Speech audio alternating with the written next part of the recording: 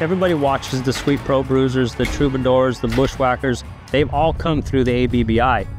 People that are watching the events or coming to a PBR, seeing it for the first time, they think that these animals are just picked up out of the pasture and brought in here. That's not how it works. And maybe it was 50 years ago.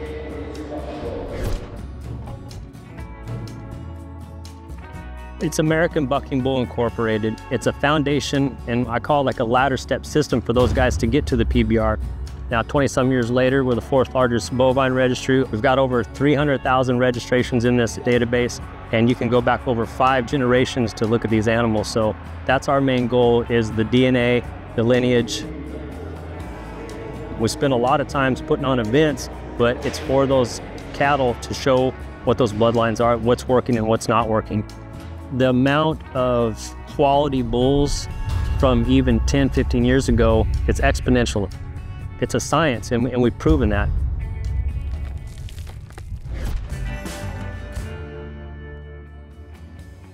You know, we're out here every day. It's what my husband and I both do every single day. You know, it's definitely a family affair. A lot of the bulls that you see when they do get a rider, they started here. We use the term bred to buck a lot, and we really do mean that. We just hone their ability and try to get them to showcase it, you know, in a 4-second or 8-second time frame. What the ABBI does, it just really gets these bulls ready for that next level of PBR events. The contractors have started them up in these events, started young. They've been to Oklahoma City, they've been to Tulsa, they've been to Las Vegas. It's not their first time under the bright lights. As a stock contractor, we need to have our bulls in the best shape that we can have them. They need to be ready to perform at the highest level in bull riding. And I think that's what makes the PBR as special as it is, because you're taking the best animal athletes in the world, putting them up against the best bull riders in the world, and letting them showcase basically who's better, man or beast.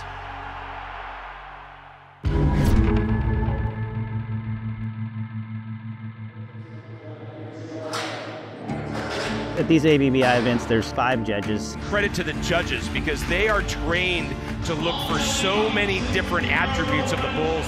Well, we have a criteria that we go to, and there's 5 categories in that criteria. We are looking for the steepness of the buck. We're looking for the steepness of the kick, as close to vertical as possible. We're looking for the direction change, for the intensity, the difficulty. The bulls that check all those boxes at the higher levels are going to be the ones that walk out of here with the most money. Knowing how to be consistent in your judging throughout the year, through those thousands of bulls, is the hardest part. There is the fear factor of getting it right more than not. You know, you have to give your opinion. In that moment, you have seconds to put your score down. It's those little bitty things that make you find the great bulls from the good bulls. It's another record-setting ride! I've never felt like I've ever had a bull that nobody could beat until I had Flying Wired. This bull comes in #1 in the world standings in the ABBI. Whoa! Wow! Goodness! And how about that young bull right there, Flying Wired? We raised Flying Wired from a calf. I remember as a calf starting him out, and he was stumbling and fumbling, but you could just tell he had what it took to be a superstar. As a futurity calf, he was very electric. That 96-point score, just really wild, really athletic.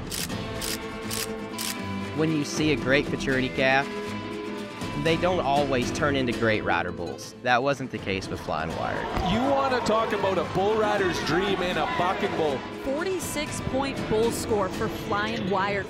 I definitely had plenty of people tell me, that bull won't be big enough. He won't make it with a rider. It made me nothing but happy to prove him wrong.